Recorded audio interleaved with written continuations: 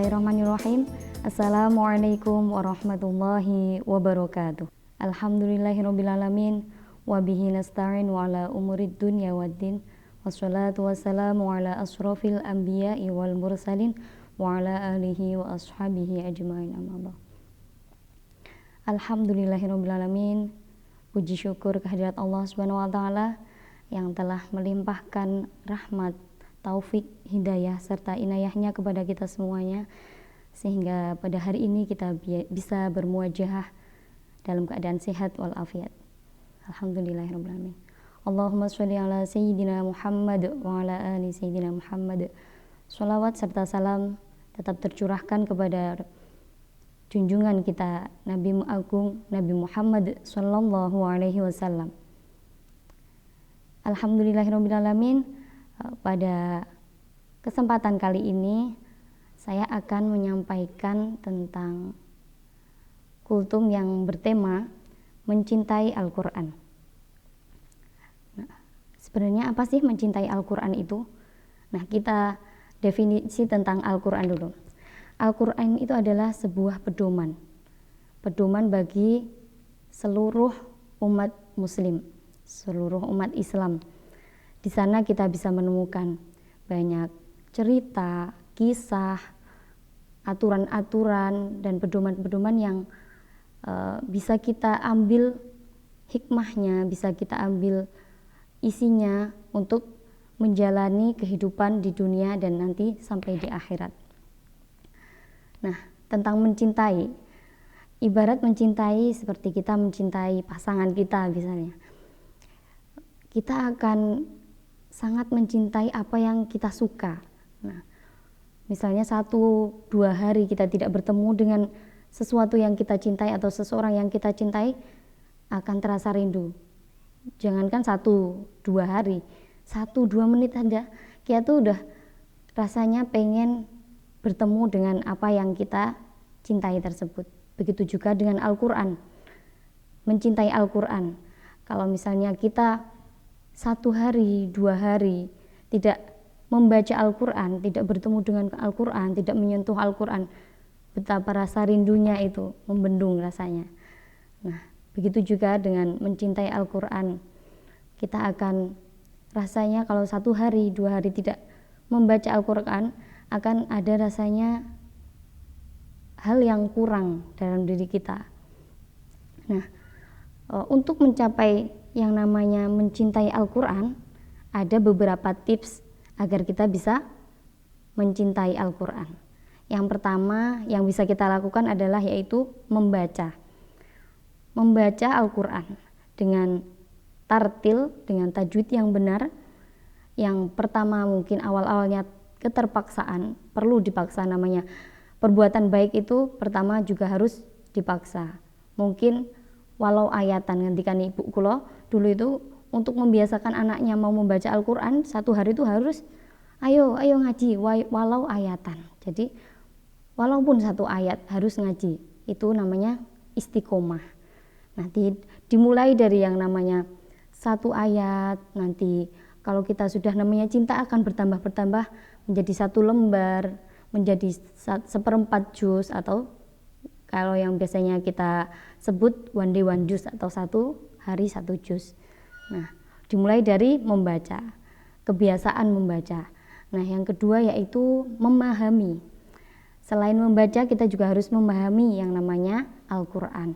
Arti-artinya kita baca, sehingga kalau misalnya kita kenal dengan seseorang aja, sifatnya bagaimana, semakin kita mengetahui sifatnya, semakin kita mengetahui dalam-dalamnya, kita semakin mencintai. Nah, begitu juga dengan mencintai Al-Quran.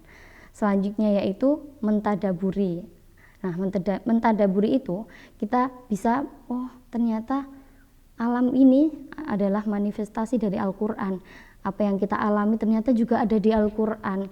Nah, hal-hal tersebut itu akan membuat kita semakin cinta dengan yang namanya Al-Quran. Selanjutnya, selain mentadaburi, ada juga yang namanya menghafalkan Al-Quran. Nah, ini tidak semua orang juga bisa melaksanakannya, dan tidak harus semua orang juga bisa melaksanakannya. Tapi Gusti Allah ngendikan di surat Al-Qamar itu yaitu walau qad yasarunal qur'ana lidzikri fahal mim mudzakir. Nah, di situ sudah dihentikan bahwa walau qad yasaruna, dan sungguh sudah dimudahkan. Jadi Allah itu memudahkan bagi siapa saja yang mau belajar tentang Al-Qur'an, yang mau menghafal Al-Qur'an. Nah, kalau kita sudah menghafal, itu kecintaan kita terhadap Al-Qur'an itu pasti akan bertambah. Nah, yang namanya ahlul Quran itu juga bukan hanya penghafal Al-Quran. Siapapun yang mencintai Al-Quran, yang setiap harinya mengaji Al-Quran, membaca Al-Quran, itu juga bisa disebut sebagai ahlul Quran.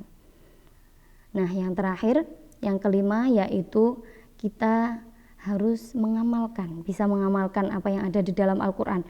Kalau kita mendapatkan di situ ada aturan-aturan yang baik, kita laksanakan.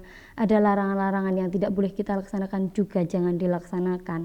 Nah, itu tips-tips yang bisa kita lakukan untuk agar kita itu bisa mencintai Al-Quran.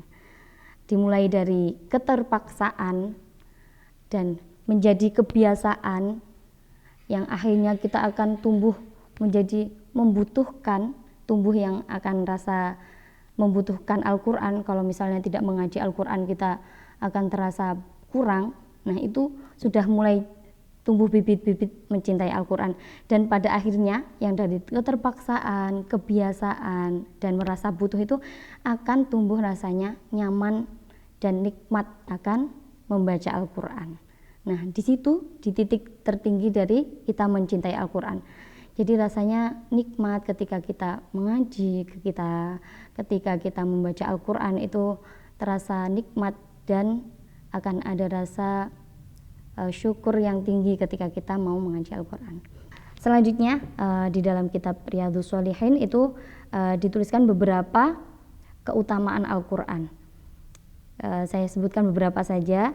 Yang pertama yaitu suatu hari nanti di Yaumul Qiyamah itu membaca Al-Quran atau Al-Quran itu akan menjadi syafaat bagi pembacanya. Jadi siapapun yang mencintai Al-Quran, yang membaca Al-Quran itu akan diberi syafaat oleh Al-Quran di Yaumul Qiyamah nanti.